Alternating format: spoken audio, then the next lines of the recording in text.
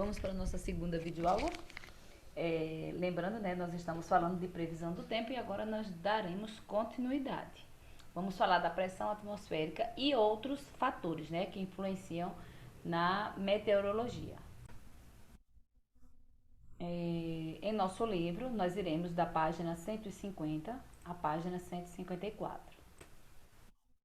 Mas vocês saberiam dizer o que é a pressão atmosférica? Observando essa imagem aí, dá para deduzir alguma coisa? Dá para imaginar algo? Vamos lá.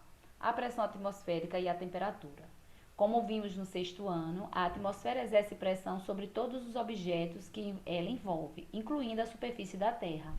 Então, essa pressão é chamada de pressão atmosférica. E é o peso que uma coluna de ar em linha reta exerce sobre um corpo em determinado instante e local. No nível do mar, a coluna de ar sobre uma pessoa é maior do que uma coluna de ar sobre outra pessoa em altitude maior, como em uma montanha ou um planalto. Veja aí a figura ao lado. Observe, gente. Aqui, essa pessoa, né, tá numa parte mais alta, 935 metros, né, tá falando do nível do mar, não é? Então, aqui tá igual ao nível do mar, no Paranaguá. Em Curitiba tá 935 metros acima, né, que são metros de altitude. A coluna de ar sobre a pessoa que está no lugar mais baixo é bem maior, não é, bem mais comprida do que a coluna de ar que está sobre a pessoa no local mais alto, não é? Então, onde que está a pressão maior? No mais alto ou no mais baixo? No mais baixo, não é? Então, né? Por isso, a pressão atmosférica é maior em Santos, né, em São Paulo ou no Paranaguá, do que em São Paulo ou Curitiba, por exemplo. Olha aí. Paranaguá está lá abaixo, enquanto Curitiba está mais alto, então a pressão é maior na área mais baixa. Mudanças na pressão atmosférica afetam significativamente o tempo e por isso costumam ser monitoradas. O aparelho que mede a pressão atmosférica é chamado barômetro. Olha aqui na imagem abaixo, barômetro. Veja na figura. Uma queda rápida da pressão atmosférica indica que está se aproximando uma forte chuva. Por outro lado, quando a pressão atmosférica aumenta, é sinal de que o tempo vai ficar mais aberto. Se você consultar um barômetro ou um higrômetro instalados no mesmo lugar, poderá estabelecer algumas relações entre as informações que ele fornecem.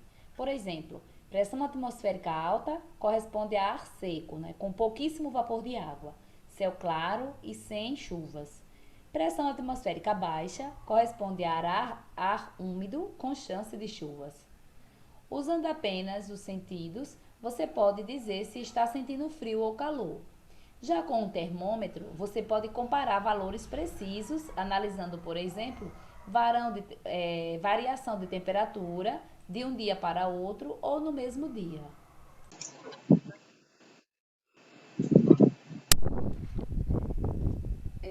Então aí, gente, nós vemos o modelo, né? O modelo não, são termômetros, né, que são utilizados em estação meteorológica em São Paulo. Continuando, vamos falar sobre os ventos. Os balões de ar quente, como os da figura abaixo aí, não é? Esses balõezinhos, carregam na boca do balão um queimador de gás que produz uma chama que aquece o ar do balão. O ar aquecido é menos denso que o ar atmosférico e por isso o balão sobe. Para fazer o balão descer, é só diminuir aos poucos a chama. De modo semelhante, quando massas de ar ficam aquecidas, elas tendem a subir. Com isso, massas de ar mais frio se deslocam e ocupam o espaço deixado pelo ar quente. Talvez você já tenha passado por esta experiência. Em dias quentes, à beira-mar, algumas horas depois de amanhecer, pode-se sentir uma brisa agradável vinda do mar. Como será que ela se forma? Vamos ver como se formam os ventos. Durante o dia, a energia térmica do Sol atinge a água do mar e a Terra, que são aquecidas em velocidades diferentes. A Terra se aquece mais rápido que a água do mar e emite energia térmica para a atmosfera, aquecendo o ar logo acima dela. O ar aquecido torna-se menos denso e sobe, enquanto a massa de ar sobre o mar, mais fria, se desloca, ocupando o lugar do ar que subiu. Esse ar também se aquece conforme recebe o calor da terra e o processo se repete. Esse movimento horizontal de ar no mar para a terra é chamado de brisa marítima e acontece de dia.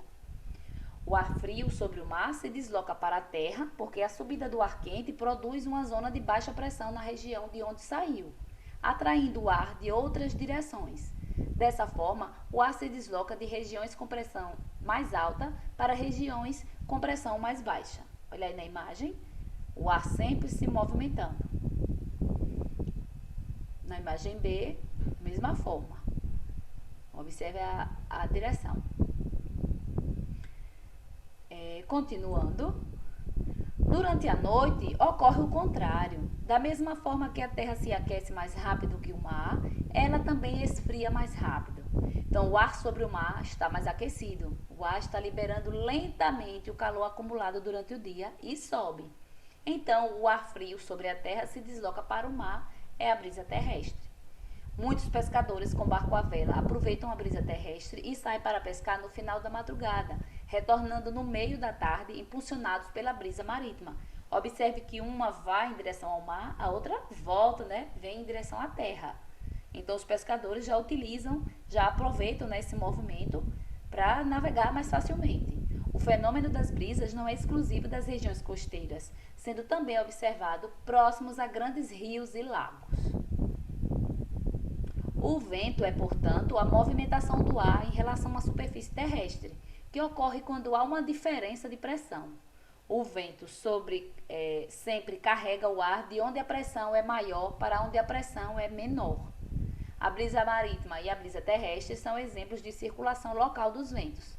Ventos locais são ventos que se estendem até mais ou menos 100 km de distância.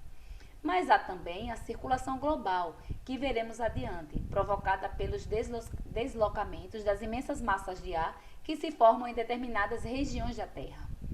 A velocidade e a direção dos ventos são medidas por instrumentos chamados anemômetros. A direção do vento é determinada pelo ponto cardial de onde ele vem. O vento oeste sopra de oeste para leste, por exemplo. Vamos lá. A biruta, olha aqui a biruta, também chamada de anemoscópio, é um instrumento auxiliar usado para indicar a direção do vento. Comum em aeroportos, ela ajuda a orientar as manobras dos aviões. A biruta é formada por um cone de pano aberto nas duas extremidades. A extremidade de maior diâmetro é mantida aberta por um aro de metal que fica preso a uma haste. Olha aqui, o aro e presa a haste. A abertura menor fica solta, olha aqui, e a haste pode girar livremente. O vento entra pela maior, pela abertura maior e sai pela menor, esticando a biruta, que fica alinhada com a direção do vento. Então, ela fica cheia de ar, cheia de vento.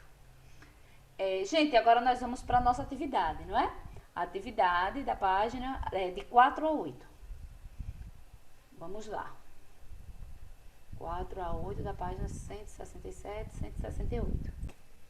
Melhor dizendo, são as atividades, as questões 4 e 8, não é de 4 a 8, 4 e 8. Aí vem a pergunta.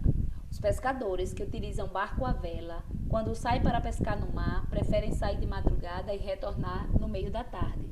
Explique essa preferência. Nós acabamos de falar sobre isso, não é? Devido à direção, das massas de ar, das correntes. Ele aproveita sair da madrugada por quê? Porque é a direção que a corrente está indo. Então, vai facilitar a navegação deles, não é? Então, eles aproveitam já o ar. Então, vamos lá. Os pescadores com barco à vela saem para o mar de madrugada para aproveitar a brisa terrestre que sopra da terra para o mar e facilita a navegação. O retorno no meio da tarde é facilitado pela brisa marítima que sopra em sentido contrário. Então, ele aproveita a direção do vento. A questão 8, vocês vão responder, Vocês vão ler direitinho aí, vão responder e vão tirar dúvida com o professor da turma, se por acaso elas elas existirem, tá bom? Então, até a próxima semana, fiquem com Deus, tenham uma excelente semana. Tchau!